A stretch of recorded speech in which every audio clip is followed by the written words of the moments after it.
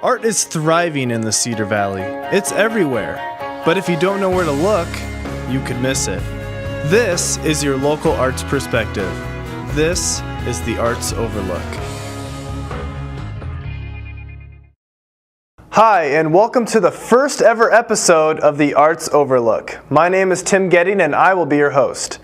The arts are wide-ranging, and through this program we hope to span that range, exposing you to the Cedar Valley's diverse art scene. Later in the episode, we'll look at Cedar Falls Community Theater's newest production, as well as a prestigious high school band festival that takes place right here in Cedar Falls. Our first story features an up-and-coming artist who has found his way back to the Cedar Valley and his alma mater, the University of Northern Iowa. The UNI Gallery of Art was home to a vibrant and somewhat groundbreaking exhibition January 9th through February 1st. This exhibition is called Modern Motives, Influences in Today's Art, and it is organized by student curators. It's the first time we've done that in the history of the gallery, as far as I know. Brian Coons and Stephanie Gonzalez, the primary student curators, brought in the work of 5 different individuals, exploring how they reinterpret art in a contemporary sense. While each piece of work was impressive and interesting in its own light, some familiar faces seemed to possess a large chunk of the gallery's gravity. And fittingly so, those pieces were the result of an artist who has shown his own face many times at UNI. Thaddeus Erdahl is actually a graduate of this department, and he's currently working in Princeton, New Jersey. When I moved to Princeton, it has like the background of Princeton. It's like everything was kind of built around the University of Princeton or Princeton University. I was an outsider coming from a small kind of Midwest town to going to something that had a lot of history and had kind of kept building with its history and has like quite a few like famous people that have kind of come from that area. It just became kind of more influential, I guess, on my work. But while relics of the past had some influence on his work, Thaddeus also drew inspiration from events and impressions in his own life. Transitioning to a new community and new lifestyle, he found himself in some unfamiliar environments, like a Quaker church.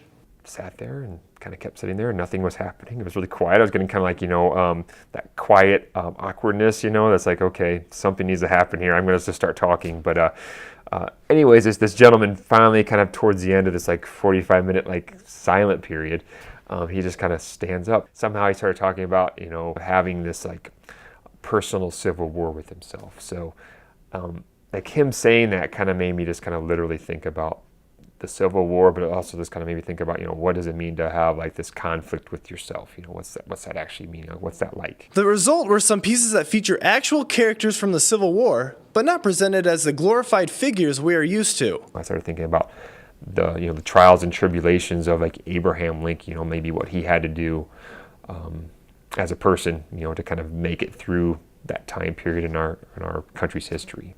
I made Stephen A. Douglas as a blackface actor, somebody who had been in a Jubilee show or a minstrel show, under the assumption, that what blackface actors did were they were kind of spreading false stereotypes about African Americans. Erdahl also drew inspiration from the inner battles of non-historical figures, like a next-door neighbor. He was like a habitual smoker. He was completely addicted to cigarettes. And he was, he was dying from it. Developed some sort of, lung disease, chronic lung cancer. He was on oxygen, and he'd be on his oxygen. He'd be outside walking around smoking a cigarette. It was disturbing in some ways and kind of, ironic in others.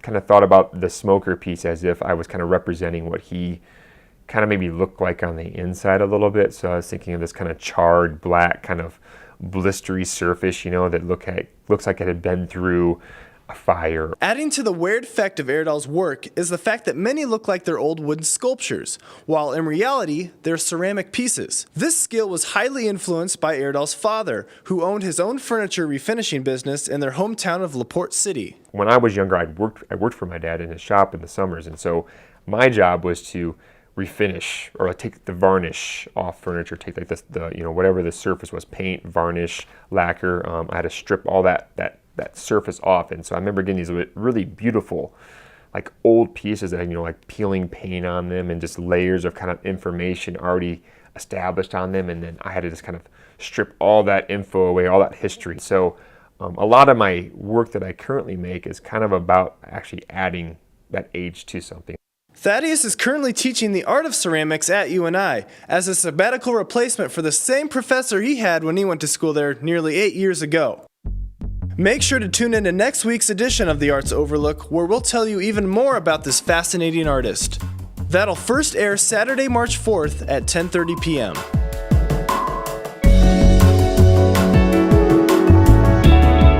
Okay, welcome back to the Arts Overlooked. I am joined here in the studio with some representatives of Cedar Falls Community Theater's newest production, The Government Inspector. It's a comedy and it's running this weekend, Friday, Saturday, and Sunday.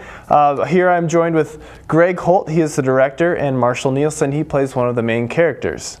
Greg, I'm just going to hand it to you. Just kind of introduce this comedy to us. Well, it was written in the 1830s by Nikolai Gogol, who's a very well-known Russian playwright, and it's been adapted. This is a modern adaptation of that production, and it was done a couple years ago at the Guthrie. And basically, the premise of the show is that there's this corrupt town in rural Russia who've been doing, business through bribes and situations like that for years, and this person shows up in town, and there's a rumor that there's a government inspector going around. So they take this person who's the stranger living in the town as the government inspector. He's just a low-level clerk who's run out of money, and so he's totally willing to go along with this while they foist bribes on him and their family and everything else, give him a place to stay. And Marshall plays the mayor of the town, who's in charge of all these crazy, corrupt going-ons. And there's a lot of shenanigans in and out, the whole mistaken identity thing, people coming in and out of doors and that kind of deal. So a lot of that kind of broad comedy. And Marshall, can you just kind of take us into the world of the mayor? What is he all about? Well, of course, he has a very big home and a lot of nice things that he's obtained one way or another over the last 30 years or so that he's been mayor. And the mayor in this case is practically a small-time ruler of this town, and we're so remote from the capital that pretty much whatever I say goes. The judge we got elected 20 years ago said, well, I was elected to this post. They said, well, and you've been re-elected ever since? No, we stopped having elections. It's pretty much that way with everything. Sounds fun. And the other main character is played by Andrei Bushka. Yes. And he plays Ivan. He's the fake inspector, if you will. Can you just sort of introduce his character as well? Sure. He's a young man who has kind of an obscure job, but an opportunist. So when he sees that he's being mistaken for a government inspector at a very high level, he milks that like crazy. So any money he can get for bribes, he's glad to accept. He's glad the city's willing to pay his hotel bill because he checked in with nothing, and he has this servant that's with him that he keeps browbeating down, but he stays loyal to the boss. But, this is pretty much the way he plays it all the way through. And he's, of course, a delightful character to deal with, both as an actor and then the person that he is on stage. Yeah. He's one of those characters who kind of just speaks before he thinks, and so he goes on, and especially when they're loosening him up with liquor, trying to get him to talk, and he'll just make up these wild, crazy stories that they believe every single one that he's actually has kissed the Tsar and had these big parties at his house. And so the town people are totally willing to buy into his crazy stories. Yeah, and Greg, you have a wealth of directing experience. Just kind of talk about your history with directing and some of the joys and the challenges of directing a play like this. Yeah, well, I used to direct professionally in Chicago before here, and then I ran the Black Hawk Children's Theater for a while, and now I work at the First Congregational Church, but we do theater ministry there too. And the thing about directing professionals is they come in with kind of a preconceived idea of how they want to do it, which can be good and bad. But as a director, you don't have as much play with it because they kind of know what they want to do. Whereas in community theater, folks generally don't do a lot of research before they show up, so it's kind of helpful for the director to be able to provide some of that information for the characters and get them moving in the right direction. More of a kind of a teaching process, which I enjoy a lot. And we have a wide range of experience within the cast. People like Marshall, who's acted professionally before, and we've got some people that this is their first role ever. And so it's kind of nice to have that mix in there, and all of us learn. I learn all the time. We learn from each other all the time. Yeah, and as you're saying, Marshall has a lot of acting experience as well. You were saying somewhere around 30 productions with Cedar Falls Community Theater? Yep, in that vicinity. Great. Talk about researching and just getting into this role of the mayor. I was fortunate in that Greg did a lot of research on this, and one of the other members of the cast had done some research on the author of the play and some of the relationships he had with other famous Russian writers that come up in the play itself, in the dialogue. So just by talking to these fellows, that was my background research. And other than that, I've just relied on Greg to pretty much point me the right direction to take with the part. Great. And how has this made you grow as an actor? How has this sort of maybe broadened your horizons, if it has? In my case, it's a rather large part. There's a lot of lines. So I've had to take new focus on memorization and that sort of thing, because it's unusual for me to get a large part. Usually the old guy is a small part. I haven't had a romantic lead in a play for quite a few years. But in that way, I think it gave me a new look at a large part, and it was quite a challenge. And of course, memory slips as you get a little older, it's a little tougher. But I think I've come out of it understanding better how I have to deal with that. And I think, honestly, I think it's helped my memory. Awesome. Well, this weekend it is running Friday, Saturday, and Sunday. On Friday and Saturday, the performances will be at 7:30, and on Sunday, the performance will be at 2 o'clock. Oster Regent Theater. Hope to see you there. Thanks a lot, guys, for coming in. The government inspector coming to the Oster Regent Theater. Hope to see you there. That's it for this part of the Arts Overlook, but we'll be back with a little more. Thanks for watching. High schoolers from around the state gathered at the University of Northern Iowa February 10th and 11th for the Northern Festival of Bands. Hosted by the UNI School of Music, this festival has quite the history and prestige. The Northern Festival of Bands has been in existence for nearly 80 years, making it the oldest music festival in the state of Iowa. With such a rich tradition, the festival attracts some of the state's top high school musicians. We have every year about 350 or 400 applicants from high schools across the state, and from that we select about 172 to make two bands, a 9 and 10 grade band, 11, 12 grade band. For applicants that are fortunate enough to gain a spot, they are put through various auditions and rehearsals that lead up to a big performance at the finale of the festival. But what sets the Northern Festival Bands apart from many other events like it is the fact that it is also an educational experience.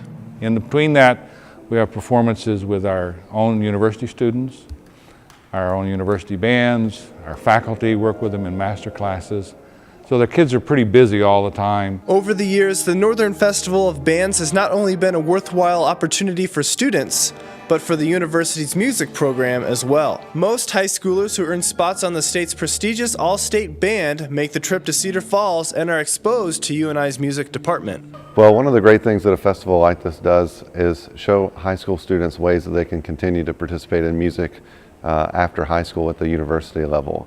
And it's important to have high school students on campus so that they can start to feel more comfortable with a university campus, whether they go here or to another college or university. We find that through the 4 years of high school, most all of the kids who come here as music students have been at this festival once or twice. Some are here for 4 years. The Northern Festival of Bands is just one of many events put on by the UNI School of Music. In fact, if you go to www.uni.edu/music/events, you will find something that is going on just about every day. And speaking of events, we'll leave you with the calendar of arts-related events going on in the Cedar Valley. Thanks a lot for watching and hope to see you next time on the Arts Overlook.